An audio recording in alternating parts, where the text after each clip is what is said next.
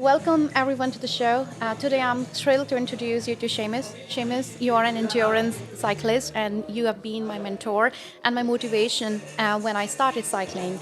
And you have helped people and even like me to accomplish those mountains and to overcome those fears of the hills and the mountains and help the people like me to help us realize our strengths and the potential that we have inside of us, which I realized when I overcame that hill with you, with your support, with your guidance and mentoring. I would say that in the last 2 years of cycling with you, whenever we got an opportunity to go to Wicklow, to go to other mountains, and you have also conquered several mountains and different endurance rides. For example, Geneva to Nice. So today we look forward to hearing from you about your cycling journey. How did it started, and also all the great experiences, the challenges that came along the way. And so we look forward to hearing your story from you today. Well, when I was Welcome, young, Seamus. uh, thank you. Thank you for the invitation. When I was young, pretty much at school, everybody played football, but for small guys, we feel intimidated in the football pitch. And I didn't understand the rules. And it took me a while to find a physical activity that I liked, but luckily, my father, he had been a champion cyclist. And he didn't push me, but he encouraged me. And now we didn't have a lot of money, but he bought me my first bike, which was made from spare parts, and I started doing that. And when was that, Oh, Seamus? 1975. And what age would you be at that time? I would have been about 15, 16. 16. Hi. And then he encouraged me to go and find a club to ride with. And luckily, at the time, there was a revival of cycling, and there were some very wise enthusiasts who were recruiting people at my age group, which meant that I had people my own age to ride with. And they showed us where to go and gave us tips on how to improve, and also about equipment and how to use gears. All of these basic things have to be learned. So I had a lot of fun with that. And then as I got older, I tried racing, but I didn't have the nerve for it again, the pushing, the big lads. Okay. So, but there are other ways to enjoy cycling where you don't have to be so physical Okay. in terms of aggressiveness, shall we say. And I'd always liked climbing because my stature suits that. Um, but then I got busy with career work, and then family things. My parents were unwell for some time, and I wasn't improving. And then I found that I was getting isolated socially, and my friends encouraged me to get back with the club, Okay. and I did that. And actually, then I had an accident. Now, this is relatively recently. This is about say 12 years ago. A car hit me, Yeah. broke my Oh, leg, no. and always when something happens, there can be good things and bad things. Luckily, I was near a hospital. The hospital was an expert in trauma and broken legs, so the physical stuff got dealt with straight away. And you know, I could have been in a very terrible condition if this had happened hours from the hospital, or if the operation had been unsuccessful. And then immediately, again, I good friends who told me what to do, and I knew it almost instinctively. You go and see a physiotherapist, and because I knew that I would have a successful claim, I was able to say, okay, I'm going to go to a private physiotherapist, and I'm going to have every possible session I can because I want to recuperate fully from it. And he was a champion squash player, this guy. He's still in business. And he didn't just teach me how to walk again. He looked at all of me and said, well, you need to strengthen your core. So I learned about core for the very first time. This is something which athletes who are more methodical than me, they know about from the beginning. I learned it very late in life. Okay. Core, light weights, strengthening the upper body, all of that. And I recovered. It took me a few years to become strong again. And then the next thing that happened was a member of my club said to me, you're crazy going on solo holidays, which is something I did a lot. You should join a group. And I said, okay, recommend a group, and I just decided, I contacted the company and said, okay, what's your next trip? And the next trip they were doing was Mont Ventoux, which Okay. is a very famous climb in France, in Provence. Yeah. Absolutely huge and daunting because we have nothing like it in Ireland. Okay. It is 21 kilometres long. It's about 1,400 metres high, I think, if I remember correctly. And it is very feared because once you start this climb, there is no rest. Okay. And luckily, the company, they don't just take you there, they show you how to do it, they tell you. And I climbed the thing and I felt like I had conquered the moon. It wasn't the fastest climb, but Yeah. I thought I was going to die on the way up. But Okay. well, that didn't happen. So I then got confidence from that. Okay. And I said, okay, what can I do next? Yeah. So the next trip, they were organizing after one or two more trips with them. They had Geneva to Nice and said, can I Okay. do that? And he just looked at me and said, of course you can. Yeah. So that one trip, it's again, this is not a charity thing. You just pay money. It's an experience. This is something which we do, which some people do now. Rather than just go on holiday and lie on a beach, they want to go and have an experience. Yeah. So this is an experience, and you just arrive, and whoever is there, you ride with them. You make new friends, Yeah. and they can be from all over the world. So I'm living with English, Canadians, Spanish, French people, and it's great. You suddenly discover how much you have in common, no matter where they're from. Because as you know, in cycling in a group, there has to be an understanding among people, an etiquette, so that we don't get in each other's way or knock each other off the bikes. We have to be predictable to each other and considerate. So this is part of the experience. But then the climbing of the mountain, well, an alpine climb is 2 hours work. Okay. On average, typically these climbs are 20 kilometers, 25 kilometers. I think the longest one I've done is about 28 kilometers. And some of them, they are fearsome in terms of there being no respite. So you've got to pace yourself. If you stop, you might not be able to start again. You're better off Yeah. To keep going. keep going. To keep churning. And Yeah. also, the weather could be Different. either very hot or very cold. I've gone the same mountain. One of the mountains I've done, it's very well known. It's called the Galibier, and I've been up it in freezing temperatures, literally freezing, with meters of snow beside the road. And I've been up it when it would be 25, 30 degrees. Which means you have to be adaptable to that. Right. You have to plan your clothing. You have to also be aware that when it's really, really hot, your body is going to be setting the rules and saying, okay, this is hard enough. And you have to be very careful not to push too hard. You can make yourself unwell or injure yourself or even kill yourself. So it's there's a lot of management in climbing and managing your effort. And to me, I think of a long climb as being a kind of meditation, Okay. where Meditation. you've got to, you have to be present with this climb. You have to ride as straight as you can to save energy. Yeah. You don't want to ride into a stone or a rock. You've got to be focused on the present, where you are, Right. your breathing, Yeah. and then you have to have some empathy for anybody you meet along the way. Yeah. So And that's what cycling as a sport and being a part of a community taught me, that how to be empathetic with people who are riding with you and to be supportive of them. Now, well, as you have told me once that winning is a great feeling. It's good to conquer that mountain or that whole route, but before that, how to be empathetic, how to work together in the group and helping and supporting each other matters, and that's what comes up with being a part of a community, and that's what I learned from my involvement in cycling, and also from you, Seamus. You have taught me so many things about how to be there to help, to be supportive. well, I mean, part of it when you're thrown together with people and where your safety and their safety depend on each other. Yeah. And everybody helps each other. You They, need to communicate to them that you care about them. right. Otherwise, they're going to be uncomfortable with you. They're going to decide to be more distant from you.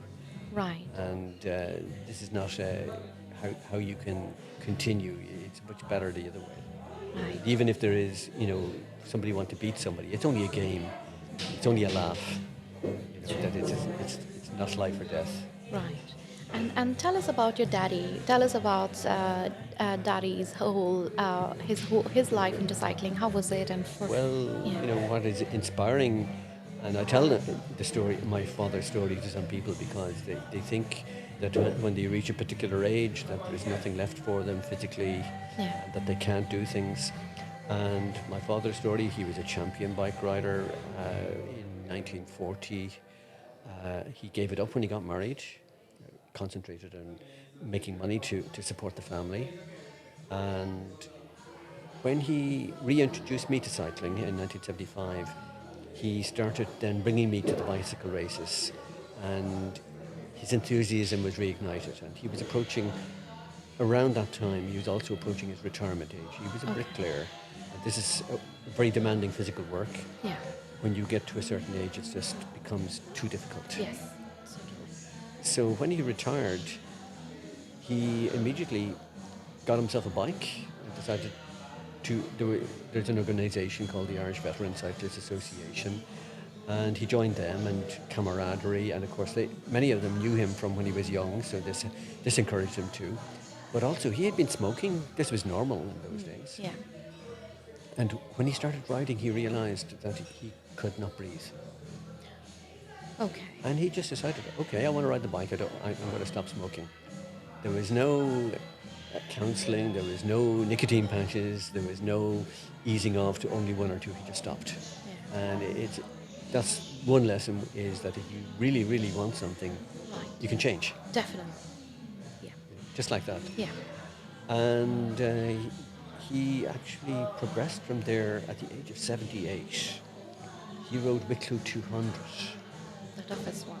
And that is 200 kilometres in the Dublin and Wicklow Mountains with over 2,000 metres of climbing. With the weather may not be very agreeable, and I've ridden that myself, and sometimes it would be horrendously difficult, not just because of the road, because of the wind and the rain. And he rode it at 78. He was the oldest person. He rode it, I think, again at 80, and then he decided to take it a little bit easier. And then at the age of 92, he was feeling good about himself. He decided to buy himself a birthday present, Okay. a new bike. 92. I can Wow. tell you, Yeah. So now, and I know many people like him who are still riding, and who others would consider elderly, Yeah. and they can be quite surprised at what you can do if you really want to do it, no matter what age you are. Now, Definitely. obviously, you need advice. You need to do it properly. You need to be realistic in the effort you do, and not injure yourself. But there is a lot of study now about how physical exercise, weight training, core building, and I'm not talking about bodybuilding, but maintenance, good practice. These are all things which can slow down old age, and also they're very good mentally. They've even associated this to a much decreased risk of Alzheimer's, which is, as you know, in the West is a big problem. And this kept him healthy for a long time. He left us past the age of 100. And he had been riding his bike until about the age of 96, which is not the world record, but It's phenomenal. Amazing. It's amazing. and I tell this to people because somebody is riding with me and they say they're getting old, and they say, they maybe started cycling, and hey, listen, you're young, Yeah. you're 60, you're Yeah. young, you're 64, you're still young. Yeah. Definitely. And yeah, that is one of the biggest example of that you can do anything at any time in your life. There is never a certain time period to I'm not not to saying do it's easy. something. It's not easy. No, it's definitely not easy. There are some. It has to be done in the right way, and applying some parameters and structure to life. That's certainly. But there is nothing that's stopping us to incorporate a new hobby or an interest, or to ride a bike, even I in mean, there could be different. social expectations. You could have somebody who is afraid that you will get injured from it. There's yourself. There might be fear. But Right, on the other hand, there can be people like me who will encourage you. right, true. And say, this can be done. And then, obviously, when I see somebody struggling, uh, you have to be very careful what you say. So, for example, coming back to the climb, coming back to empathy, I don't really like it when some guy comes past me and says, "How's it going?" So when I go past somebody on a climb, if I'm strong enough, I would actually, particularly if they're struggling, I say, "This is difficult, isn't it?" Yeah, You notice the difference there, difference in the way you say it. Yeah, and that different. we should acknowledge people's pain rather than tell them they're weak. Right, right. Always a different, a positive way and more encouraging way of saying things. And one is that you have just mentioned that how it's difficult, isn't it? Yes, to connect with that person's Yeah, rather than tell effort. somebody they should be fitter, rather than telling them they shouldn't be feeling the pain. If they're feeling the pain, they're feeling the pain. Acknowledge it. Right, Acknowledge their effort. right. This is part of my philosophy. Wow, incredible! And I recall that you have always you have mentioned that one story with me that once you were riding this mountain, and there was a lady. She was walking with a bike on her. She was trying to climb the mountain, but she was walking. And then you have so research about her, and then you found that she was one of the very famous athletes in cycling. But at that point, she was cycling.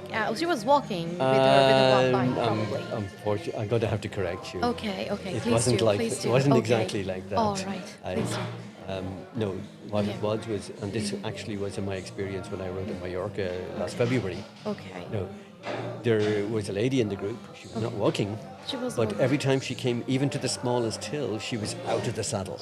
Out of the saddle. Okay. Right, right. She was out of the Yeah, saddle. Okay, and she I, was and hitting yeah, the and hill. I'm thinking, well, Yeah. for me, because small riders like me, we don't need to get out of the saddle much. We can ride in the saddle very Yeah. strongly. And this is Right. the most efficient way to ride. So when I see somebody out of the saddle, I automatically made a judgment that they're struggling. Okay. And I thought, oh, she's struggling. Yeah. But actually, she wasn't that bad, and she finished with us. And I, I was patronising. I said to her partner, I said, well, she did very well today, thinking, that she had been struggling all day.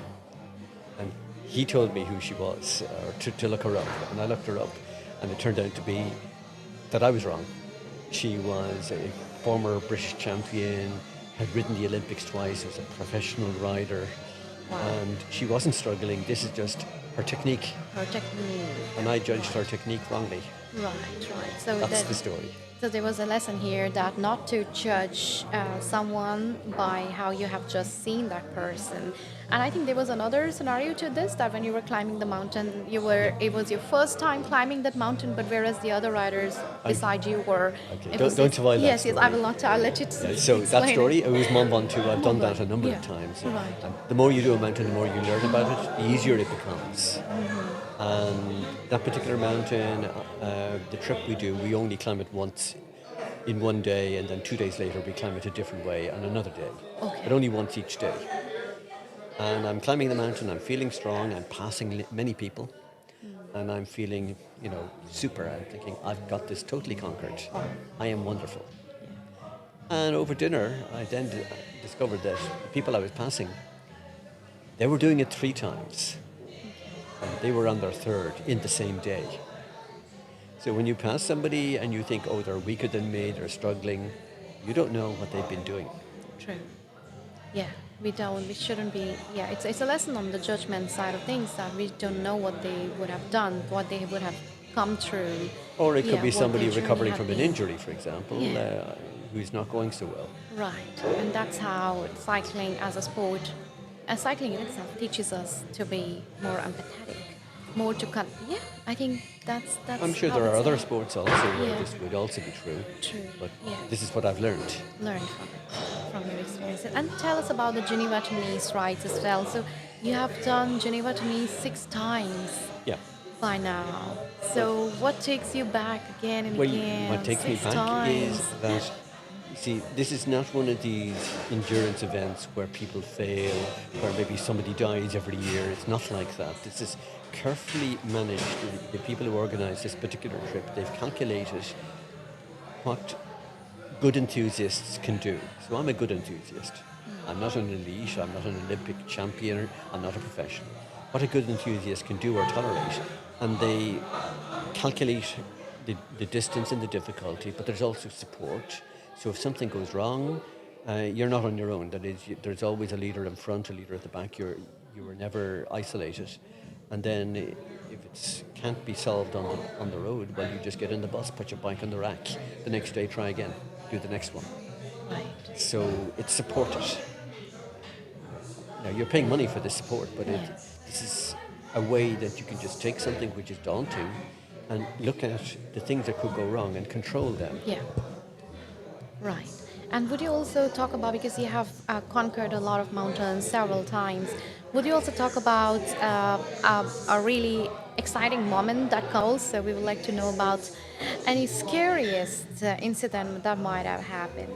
Okay, I'll have to think Yeah. about the exciting, but the Okay. scariest I can give Yes. you, Yes. Let's go for it. which is, and it's also again a life lesson from Okay. in the scariest one. On Geneva, one time we were climbing one of the smaller climbs called these Aravis. And at the top, as usual, again, there's support on the trip. We're having coffee and cake at the top. Wow. Delicious. That is, Yeah. don't go absolutely torturing yourself if there's no coffee and cake. Oh. There has to be coffee and cake. There has to be. And then I'm attentive to my bike, and we had ridden up in some rain, and I noticed that there was grease on my bicycle rims. So I had baby wipes. Yes. So I cleaned my bicycle rims with baby wipes. Now, I can tell you now, after this lesson, and you'll know in a moment why, never clean your bicycle rims with basic baby wipes. They're soapy. Yeah. So I'm descending then off that mountain, and I start to use my brakes to control the bike. There's nothing. There is no friction. Oh, And no. these mountains, they are fast and twisty. Oh my goodness. So the scary thing there was that I knew that if I didn't take a decision very soon, I would be going so fast that it would be terrible. Yeah. So I had to just look for the nearest hedge and just go right off the road into it. To hedge. Oh my goodness. Even that was the scariest one to do. Yeah. Just to end up and you up into a hedge like that decision is soft not landing. easy. I broke a 600 euro wheel Oh no. and, had one or two bruises, and the support vehicle just picks me up, puts me in the back. Yeah. And then that evening, I borrowed a wheel. I rode the next day. Next time. But that was scary. And I can tell you that evening also, I threw away the baby wipes. I got a different kind of wipe, which is, dissolves grease. Okay. And I think I cleaned those rims 10 times. Okay. Oh my goodness. Wow. Oh my goodness. This was so scary. But I was lucky. Because those hills are so steep. I mean, every kind of step can lead you to some sort of a danger. So that was a very good lesson. Yeah. You can be so comfortable and complacent and then realize, Yeah. wait a minute, Yeah. we're not in Ireland. Everything is bigger and faster and Yeah. harder. Right. Right. For excitement, if you had a good climb and having a nice descent where you feel in control and where the visibility is good, I like that kind of excitement.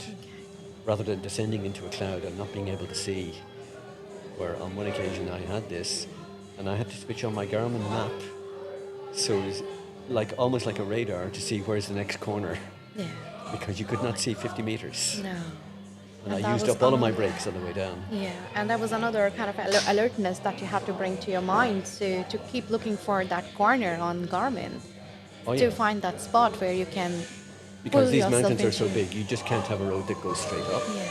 They have to come down and curve and Different corner. curves, They have to weave corners. the way down. There will always be corners. Right. Yeah. Were there any injuries from that? For me? No. Yeah. No. Yeah. It was a safe. Yeah. Yes, yeah. And another occasion, descending with ice and snow on the road from the Galibier.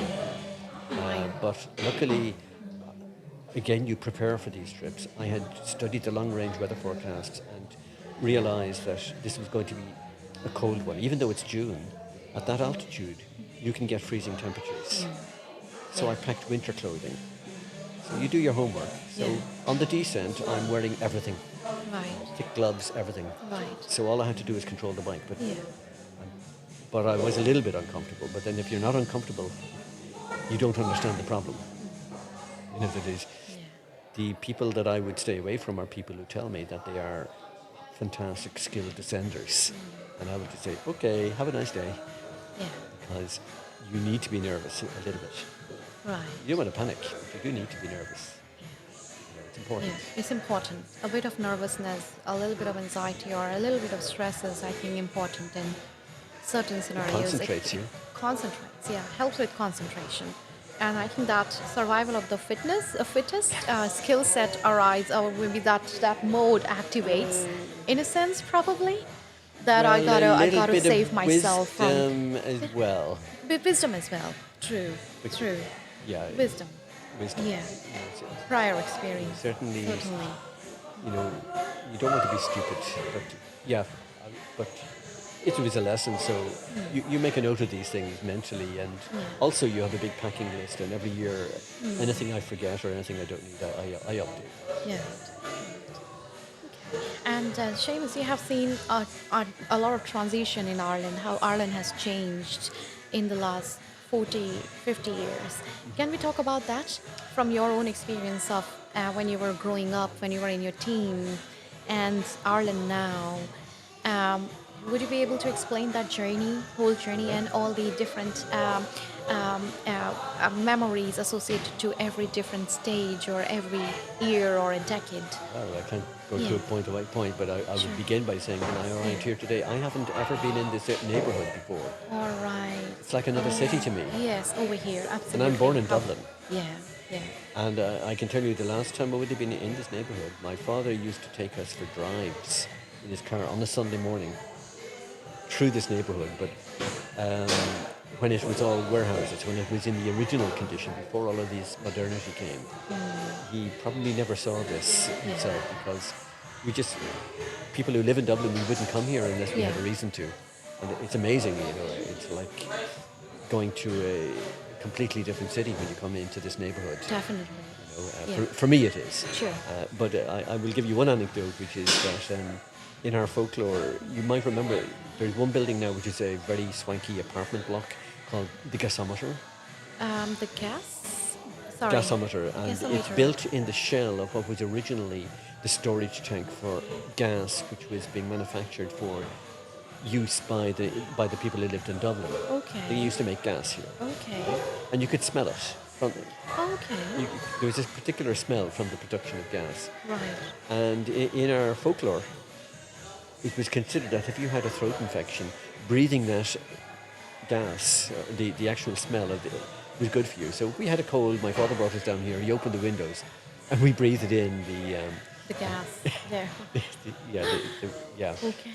Probably untrue, but Yeah. people thought it was healthy. It was a kind of a Okay. tarry smell. Oh. But, you know, it was all cobblestones and old warehouses and dereliction here.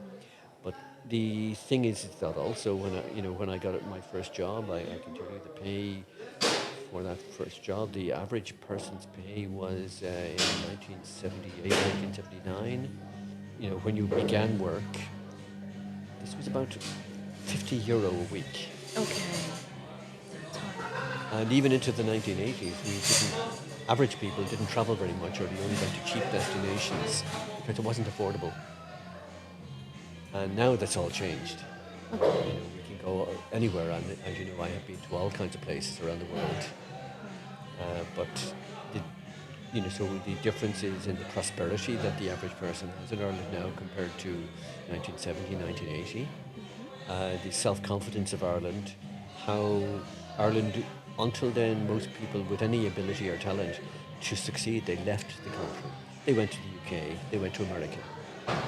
And now lots of talented people want to come to Ireland, Yeah. consider it cool, Right. which is, for me, that's quite a big change. Definitely. Yeah. Now, so many opportunities we have on this land, and a lot of immigration, seeing people from everywhere, and taking on those opportunities and succeeding.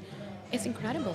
Well, we're an Yeah. island country, and I think when we were uh, less prosperous and couldn't travel around the world, the only experience we had of foreigners was when they came here to Ireland. And maybe we still have the tradition of being curious about the foreigners and being interested Right. in the people who come into Ireland, who they are and where they come from and Yeah. what their life is like. Yeah. Even though now I could pretty much go anywhere I want in the world if I wanted to. But that said, it wouldn't be the same because I'd be going to a tourist resort. But the big change is the prosperity, what we can afford, what we can have, and of course also all of these technologies, some of which nobody imagined. Cell phones. In the 1980s, I was using call boxes. I mean, who uses those anymore? Yeah. And then GPS. I can even remember something I got wrong was when I was working, somebody was studying in university and said that they were doing a project about sending television signals over an internet network. And I said, that'll never catch on. Who wants to do that? Yeah. Right, right. And it's a reality. Yeah. Yeah. I didn't get it. I didn't see the potential. So that's a lesson sometimes that we don't always see at the very beginning something that is going to be so influential. On the other hand, a friend of mine who was working at a university, he showed me the very first internet browser. And he said, that is going to be something. I just saw that. Yeah. Now, of course, I didn't buy shares. I could have been very rich. Yeah, at that time, buying it, yeah. But yeah, it is interesting when you are as old as me, when you can look back and say, well, actually, I saw that at the beginning, and I didn't realize what it's going to be, or we had this problem many years ago, and now isn't it amazing? Like when I started cycling, I was using paper maps. Yeah. They're still very interesting because compared to the digital maps, I would be looking at little drawings of castles or whatever, say, I'm going to go there because that looks interesting. And now, of course, with Google Maps and with other GPS systems, it's easier. But you don't have the same contact with the map itself. But on the other hand, it's great. I can immediately know how long it's going to take me to get somewhere. I can program it myself. It'll tell you about traffic and all of that. So I'm not saying it's a bad change. These are changes I've observed. But Dublin itself, the population of Dublin, the diversity of the population, the different cultures, the different kind of foods that we can have. Even towns which I knew to be villages, which are now quite nearly cities. For example, I have family in Balbriggan, and Balbriggan is like a small city now. So these are changes. And then sometimes I just get lost in Dublin because they've moved the roads, or I might have known a particular farm building as a landmark for my junction, and now there is a warehouse, or there's something new. an apartment block. Yeah.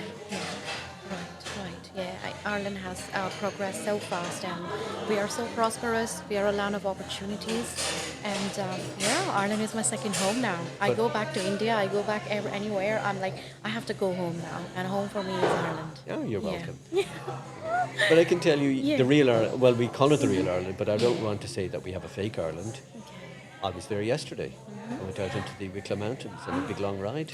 Yes, tell us about your ride yesterday. This is my preparation for the Geneva-Nice ride. Okay. And what you do is you just have to go out and spend a long time doing something difficult. Get used to it. Yeah. So I went out early. I checked the temperature. I had the correct clothing. I went up Killikee, which is south of Dublin. First climb, 3 degrees temperature, but I was perfectly comfortable. Very well prepared and calibrated. Oh, and then the wind wasn't a problem at all over the Solligan, down into Lara, coffee in Lara. Okay. Then south of there over the Shealia climb. We call it the Shealia climb because it's named after our first most successful bicycle racer from the 1960s, named Shea Elliott. Okay, Shea Elliott, right. Yeah. And Did we do it? Did we go to Shea Elliott ever? What? Have we been to Shea Elliott? No. No, we haven't. I haven't done it. No. Okay. We can do it sometime. We can some. Yeah. It's a very scenic area. Okay. So from there over Schliebman past Okabana, where I used to go hosteling, and then as I was turning towards home, I was at 75 kilometres from home. The total ride was about 165. Right. I'm stopped in Dunard. Now Dunard is very well off the beaten track. It's a small village, and usually there's just a grocery store, and not a lot of variety in it. And I said, I think I'll just go into the town a little bit and look around just in case something new has happened. There was a sign. Yeah. The community centre had opened a part-time coffee shop, mainly to help locals who were isolated working in the farms meet up with each other. And I went in there, and they were open, and of course they wanted me to have the full Irish breakfast. Yeah. And I had to say to them, "Oh no, this is not possible. I won't be able to ride home." So I negotiated a smaller breakfast. Now this is about 12:30 in the afternoon. Okay. They didn't have a lot of variety, but there was a lot of goodwill. This was nice. Okay. And this is something we still have, and the village itself, if you ever visit it, looks the same probably as it did 100 years ago. Right. So And even like I have seen that whenever I go to the village side or countryside and I have a meal in a restaurant or a hotel, everyone is so happy and very hospitality is more better and more warm than in comparison to the city. I have experienced that. Yeah. well, they I could be think family operated. This family as cafe well. was run by volunteers. Okay. Right. And again, I think the food wasn't the point. It Okay. was the point of the place was that Yeah.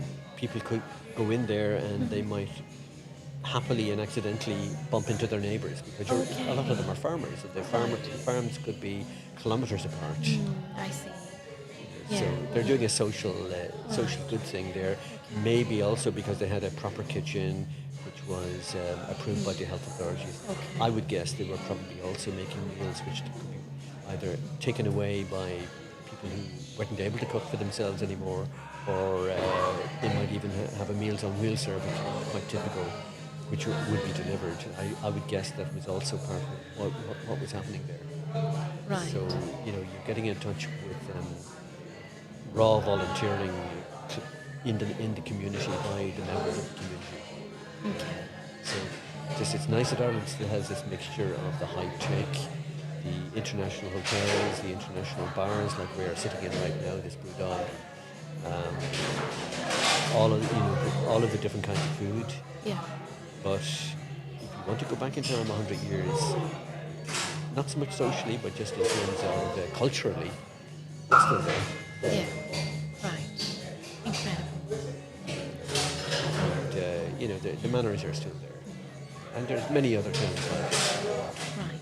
And Seamus, you have been to several mountains and you've climbed several mountains and you have been to Mount Blanc and a couple of other mountains from Tour de France, Geneva, Nice. So what it takes for training, prerequisites, what's your training regime Well, currently? what it takes is what you can give it.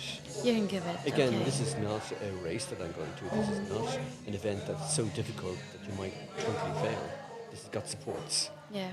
So, I mean, if I was totally unprepared, There's I all might, support system I there. either the worst thing that could happen is either I would be no longer one of the strongest riders, which would be less pleasurable for me, Right. or maybe I would have to climb in the van at some point Yeah. and then just watch other people, which would be less Right. pleasurable. But it's not life or death. It's not it's not a failure. But the main challenge with preparing for something like that is the Irish weather. You have to wait a while before the Wicklow Mountains are accessible, because you don't go there when, certainly somebody of my physique, you don't go when the wind is too strong, because you can just be blown off the road, blown into the ditch, or if it's really cold, Yeah. you're going to injure your muscles by training at low temperature. It's not good to put yourself under that much stress. So I would just have to look for the opportunities in North Dublin. And then also, if it's too wet, while there's very good rain clothing, I don't believe it's a good idea to train in the rain, because you can breathe in this water, or you can have spray. The roads, remember, are agricultural roads, so it could be contaminants on the road from the agriculture, from the cows, and you don't want to breathe that in. You can get a terrible infection. So when I decide that it is not a good idea to go out in the rain, um, I have a turbo trainer, a static bicycle in my house, and I have routines programmed on that. And on the internet, you can get a lot of ideas about different kinds of preparation. But the most important thing is don't overdo it. Don't injure yourself. Yeah. You can't rush preparation. You have to do it gradually. And then you look for opportunities. Okay, is the weather good? I'm going out to the mountains. Not so good, I'm going to North Dublin. Terrible, I'm staying at home. Do what you can. And maybe reschedule. That is, if you can't do it on Saturday, maybe Sunday will be better. And also, you need to listen to your body. Yeah. So I will always try to visualize the ride that I'm going to do, and I can really sense my body saying, "Yeah, let's do that," or "No, do we have to?" And you need to listen to that too, because if you overtrain, you can have the completely opposite effect Yeah. that you're looking for. Certainly. Yeah. Overtraining can. I recall that it happened to me once. I think I was falling sick a bit. My immune Yes. system was going I down saw because I that. wasn't recovering properly. Yeah. You're doing too Yeah, much. I was doing too much back then. Right, and I was not letting that. It was pen- too intense. Too Because, intense. you see, the nature of fitness, and by the way, I have to remind you, I am not a coach. Yeah, I'm not, yeah, but I'm, you're I'm, yeah. I'm practicing without a license here. Don't sue me. Okay. Yeah. But this is what I've learned so far. Yeah. The nature of fitness is that when you work really hard, and it could be with weights, it could be with running, and so on, your legs get sore. Now that soreness is because now this is not bad. The process is this: you have stressed your muscles. You've Right. caused actually minor damage in your muscles. This is why they're sore. They're complaining, "Hey, this is hard." The trick is this: if you allow a correct amount of time for recovery, your body repairs that damage. And when it repairs the damage, when the soreness goes away, you come back stronger. Absolutely. But if you keep going at it thinking, "Oh, I'm sore because I'm weak, I'm going to do more," Yeah. eventually you make You so go much down. damage that you never recover. Yeah. Then we never recover. Certainly, it causes diseases, and immune system goes down. People get a lot of Oh, yeah. cold and flu and Yes. viruses. Yes. Right. So it's so important to give yourself sufficient time to recover from any sort of intensive Be sport kind to and yourself. training. Yes. This is supposed to be fun. Right. It's supposed to be fun. Absolutely. True. And Seamus, you are 63-year-old. And what is your training schedule regime at present looks like, or Well- how it has changed in the last few years? Well, it's changed from there not being a training regime to there being a kind of a training regime. But it's Okay. not a regime where it's like a schedule where I have a chart and I'm ticking boxes and I'm measuring miles. It's more where I decide, okay, I want to do so much of this kind of training, so much of that, watching the recovery, Yeah. and then I will look for opportunities when I can do it. And if something comes up where I miss it, or maybe I get a social invitation, and it could be for example, last weekend I went to a party in the family. Then I would decide, okay, I'm doing that instead. Because you shouldn't let it dominate your life. You can always find some other time to make up the difference. Right. You know, but it's not as if I'm training for the Olympics where it would be a scientific program. Yeah. You do what you can, but you've got to remember you have a life. You've got to remember that if you do too much, maybe it'll affect your work. Yeah. And if it affects your work, well, that you're not going to be able to afford the new bike that you want, or True. if you lose your job, or Yeah. if you And don't get this the is- next contract. And you have always told that, you have always reiterated that in my own life when I was cycling. So you have always made me remind that there is life, there is a job that you have to work towards, and that's going to pay for your bills, it's going to pay for a new bike. So you have It's a always balance. reminded me of these lessons that are very important. Based on what you're going, where are you going, what are you looking for, what's the ultimate goal looks So like. sometimes the question I put to Yeah. somebody is, what are you training for? Yeah, what are you training for? What's the ultimate goal? So Yeah. if somebody's training like a professional and they're not going to be a professional bicycle racer, Yeah. That's not a good thing. Right. Right. And I That's can not a tell good you, thing. last February I was riding with Sean Kelly, Yeah. and he saw us on our rides, Yeah. and he was nearly laughing at us, saying, "What are you doing this for?" Okay. You know, Sean Kelly, Right. Yeah. some of your viewers might be not familiar with him, but he is considered to be Irish greatest bicycle racer, Right. professional, great accomplishments. I would like you to also reflect, throw some light on Sean Kelly and Roche's accomplishments. Yes. Well, when Yeah. we come back to one of the turning points of Irish prosperity was, now I'm not saying that they were responsible for it, but it just happened at the same time. It seems to be a lot of circumstances aligned, was that they were having success in continental bicycle racing, which is where all success is measured. And Ireland is a country which rarely won anything internationally, was suddenly in the newspaper headlines, and people in France and in America, other parts of the world were saying, "Who are these people and where is Ireland?" And our national self-esteem went up on that. Okay. Now, and there The were other spirit of the things nation. as well that brought our esteem up, but this is one of these Okay. things which, you know, I can remember when the first time we had a professional bike race in Ireland, based on the popularity of Kelly and Roach, the company that it was an English company with an Irish managing director. He was quite visionary, and he organised these races in central Dublin, and the crowds that came had never been seen before. And partly there was a lot of unemployment, they had nothing else to do, but also this was our first taste of international recognition. Okay. You know, and Incredible. you know, Yeah. I have it was electrifying for me, and I was lucky to be involved in organising those events. I can remember we toured it with an event called the Nissan Classic, which went around Ireland, and every town we went to, there was hundreds of thousands of people. Literally, they just shut down for us and for Kelly and Roach. Okay. I even I was involved in computerizing the results, and I had to go into one hotel to do my work. And in those days, there were no laptops. Okay, so I was carrying my computer, Right. and I had to get a police escort because all of the fans were outside waiting to get a glimpse or maybe an autograph of the guys who were Right. also in the hotel. Okay.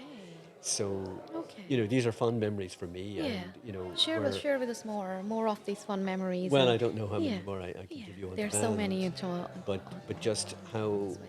Ireland was. Maybe I'm exaggerating, but we were a miserable country in the 70s and 80s. There were people leaving, for sure, Yeah. going to other countries because another thing at the time was that we had a saying that in order to become successful, you had to leave Ireland. And not Okay. only that, but you had to be recognised as successful abroad before anybody in Ireland would actually recognise you. Okay. And an example sometimes given is U2, Yeah. the band, you know. Yeah. Well, Kelly and Roach, partly that, but also because the centre of cycling is in France and Italy and Spain. But when it came to people, say, in industry or enterprise, also they'd go abroad. And sometimes they'd stay abroad and they would be lost to us. But it's also very difficult for when people go to another country, when they leave their families behind. Some of them, it was very unhappy for them. And those who actually were able to stay in Ireland, I was able to, my cycling buddies were able to. We consider ourselves fortunate that we were able to ride out that miserable time when we had 10% or 12% unemployment. It might have been higher. It was pretty awful, and nobody had any money for anything much. Luxuries in terms of luxuries or foreign travel, and where now we are sitting on top of the benefits of all of that, Right. of all of the Yeah. changes Yeah. that have taken place Yeah. I've since then. seen that happening. And Yes. Ireland has become quite diverse and cosmopolitan, Right. and we're lucky that in those times we also had what we call the Troubles with Northern Ireland, Yeah. and where often the only international recognition of Ireland was when some of my compatriots were bombing restaurants and English politicians and so on. And this was not a good look for us. Yeah. And that is also something that changed. And maybe this change and the positive outcomes from it, the peace dividend, is probably more important than professional sports people in how Ireland has changed and become such a respected country now. Right. Very insightful. Very insightful. Yeah, there had been a lot of transitions, a lot of changes, and gradually, I think because of a lot of globalization, um, IT, tech, or maybe I think I would say globalization, that it's impacting and helping. The same like India as well. Like in my recent trip to India, I was shocked to see all the transformation that's happening now, Yeah. and people are able to avail a lot more than we were before capable of, and there are a lot more resources and a lot of more opportunities. So I do see India growing in a different way. Maybe back then when Ireland would have been growing, and we have seen that sudden inclination in the growth in Ireland through many years. I think that's what we are seeing in India as well at this stage, but where we are at the stage where Ireland was, I think, Okay, but that's going at to be that stage. amazing. What you've got 1 billion population, Population is a and back huge, then we had 4 million. Now what? I think we've right. about 5 million population. Yeah, So the potential of India is it's incredible. it's it's a big market, and I was a few things on this visit literally left me quite amazed and shocked that things are changing so rapidly. So I would say that people will be soon will be able to afford or more or have a more much better lifestyle than those who really cannot afford right now. They will be able to afford down the, yeah, in some maybe in maybe a decade probably. But when it comes to that change, I do see that happening. So probably I'll see that change in my own lifetime happening in the next 40 years. Or yeah, if my immunity stays strong and there is no further COVID happens, so probably I'll be able to see that change happening. So I could really relate to, yeah, how you have seen Ireland transitioning and changing and transforming in these years. Probably I'll see that happening in that part of the world, probably in the few years. Right. Okay. That's coming up as a very nice conversation. Gradually blending in, gradually, yeah, transitioning in. So now we have to talk about the philosophy of mountains. So because when I went to, I never knew that I could conquer a hill, and it was through you and some of my colleagues that I was introduced to in Workday. That's when I was first introduced to the hills, few like the smaller hills in near Tala or close to the foothills of Wicklow. I couldn't do that. I was so afraid that I will not be able to do because I never saw it before. It was the first experience getting closer to the hill and the foothill, and it was hard. It was really hard to cycle up, and my fitness was really low. After conquering those hills, I realized that how low my fitness was. Maybe I'm back to the basics right now, and I need a lot more training to go back to the same stage where I once arrived, and then and it's so easy to lose it, and then so it takes a lot of training to go back to it. So once I started going and doing endurance rides with yourselves, Seamus, and on the top of the mountains, on top of the summits, I felt so happy. It was one of the most beautiful moments that I ever lived on the climbing those mountains. We did 150 kilometers together 150 kilometers. in the Wicklow Mountains on a Yes, beautiful day. and with so much of elevation, I think nearly 1,600 meters of elevation. Probably it was quite high, and it was a sunny day. Yes, it was one of the biggest accomplishments. But the happiness that I found on the mountains and the love that I had for the mountains was incredible. Yeah, it was an interesting journey for me. It was a whole new, different, unique chapter in my life. So share your philosophy of mountains, Seamus. Yeah, Well, it's meditative to be there. Yes, meditative, it's but if you think a meditation, a traditional meditation, yeah, is where you're trying to clear your mind and avoid wandering off in different directions and disengaging from uh, negative thoughts or ruminative thoughts, which because often if you can give yourself relief from these things which are getting you down, even for a few minutes, you come back with a different perspective. right. To me, that is part of the nature of meditation. Now, meditation, as I understand it, has a lot of definitions, and they're all Lot of equally, definitions. Yeah. all equally valid. Right. And I've heard of different kinds of meditation. For example, the walking meditation, and then the loving kindness meditation, where there might be a little bit of theme to it. The closest equivalent maybe is like a walking meditation, where you, I mean, the key, the anchor of meditation is the breathing. And well, that is because there has to be an anchor of some kind, something which draws you away from the thinking. So you put yourself on a mountain, and the thinking is all of the negative thoughts. I can't do this. I'm not fit. I'm heavy. I'm inexperienced. And you need to just push them all away and say, forget that. This is in front of me. I'm going to do it. Yeah. And then there is obviously the technical side, which is, well, how do I do it? And then advice on, well, you need to choose an appropriate gear.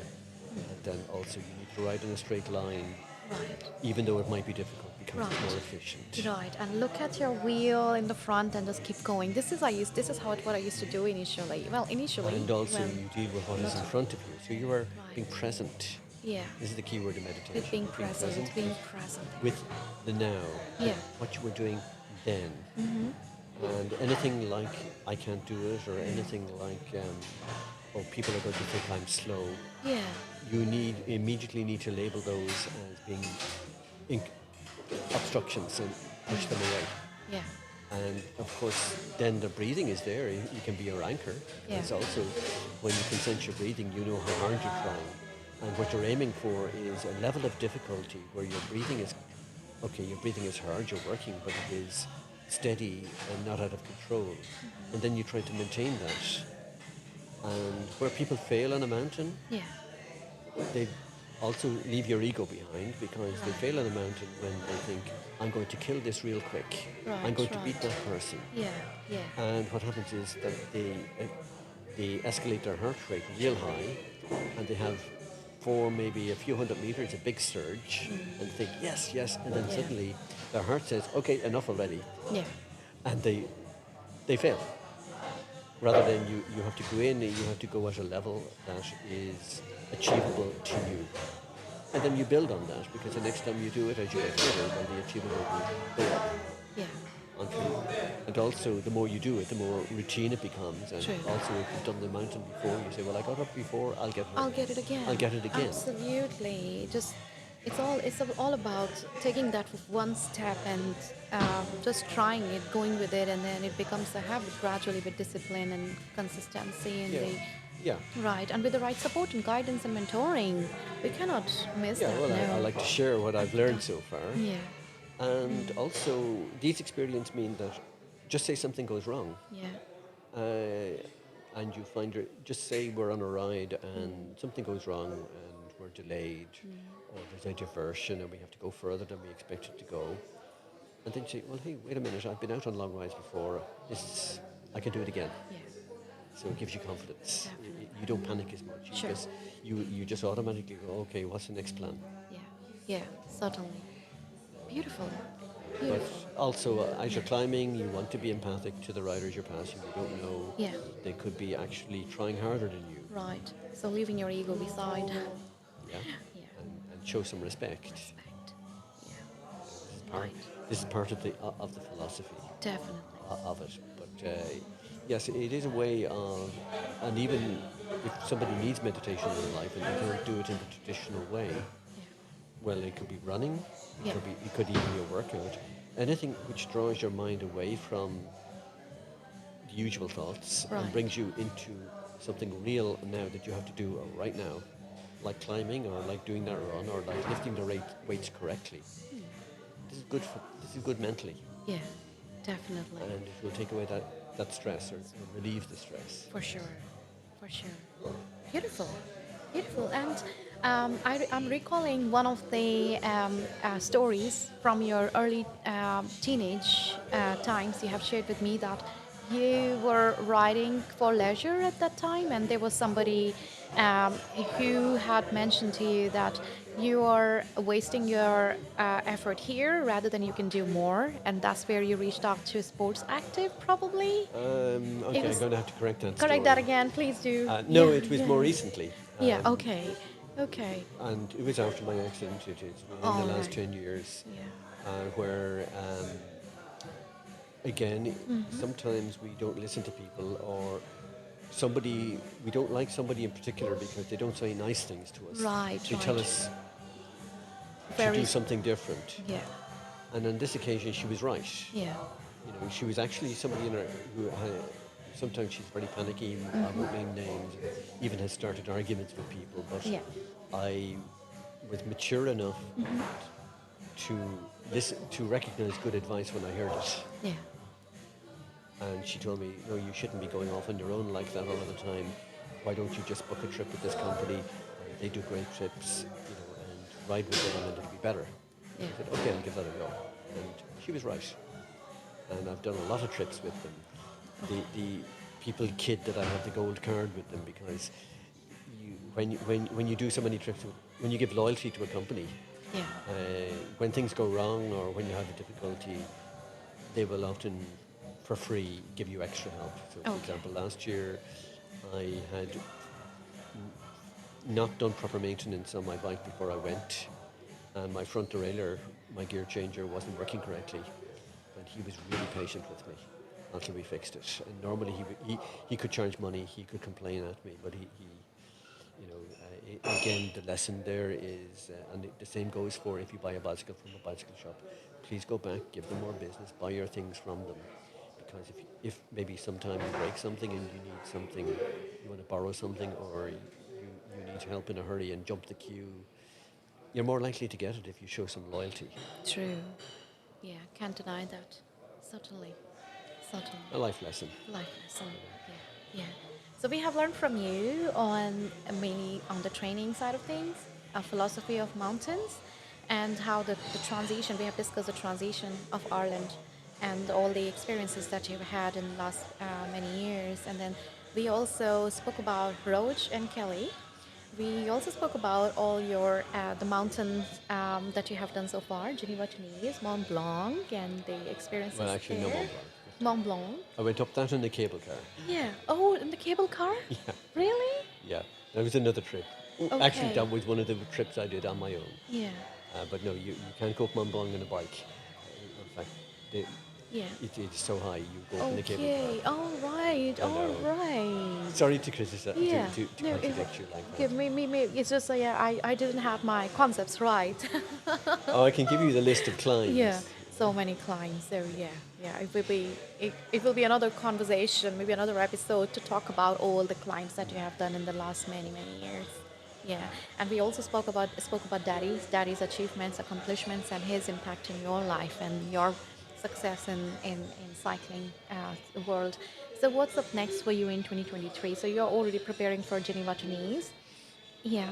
Yes, and also, luckily for me this time, there was a scheduling conflict last year, and I wasn't able Okay. to personally attend to the timing of the Ross Talchin in Ireland, which is our biggest bicycle race. Okay. I've been associated with that event for a long time, decades, Okay.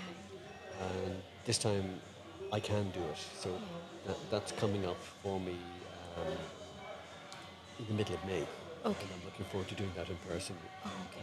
And I get a lot of recognition and respect for supporting this event, because the event relies on amateurs. Okay. You know, and it's also, the event had a big sponsorship and it was much higher profile in the past. Now they don't have that, so they've reduced the distance, running it on a smaller budget, so they rely on the amateurs even more now. But the event itself is an institution in our cycling. It started in 1960. Okay. So that's coming up and looking forward to that. And I'm in a little bit of a rut. I keep going to the same trips, Geneva, Nice, Mallorca. I'm keeping an eye out to see if I can find a trip elsewhere. The company that I use only does certain places, and I'd like to go to Italy, for example. try some of the mountains there. But I'm very selective. I don't want to be dropped into the deep end with Yeah. people who are completely out of my depth, or where I would be out of my depth with them. I need to know that the support is there because this is a hobby. Yeah. This is That's a a hobby, hobby.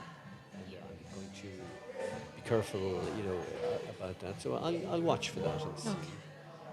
Um, it's difficult to talk about future plans because I'm not a particularly ambitious person. But from time to time, somebody just makes a suggestion or something just pops in front of me and say, "Okay, I'll do that." Right. Definitely. I don't plan that Yeah. much. Yeah. Yeah. But that training, you have to keep consistent with your training so that when that opportunity arises, that you're ready for it.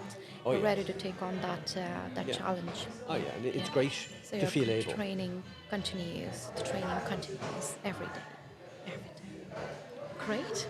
I think we can then wrap up here. Seamus, would you have any other thoughts to add, or have we covered it all? I think We covered it all. we've covered all my hobby anyway. Amazing. Yeah. Okay. Yeah, great. And thank you everyone for listening to us. And I'm sure that people who are into sports and who are avid cyclists or professional cyclists or overall sports people will enjoy our conversation. Definitely, and yeah, I'm sure that, and those who are planning to take on sports will get a lot of insights Okay, from but our don't call me conversation. Yeah. if you want to be a professional rider. If you want to ride Okay. the Olympics, don't Yeah. call me. I'm the wrong person. No, you have got years of experience. That's the wisdom that you have There are accumulated. So, professionals. Go and yeah. find a professional Okay. for that kind of thing.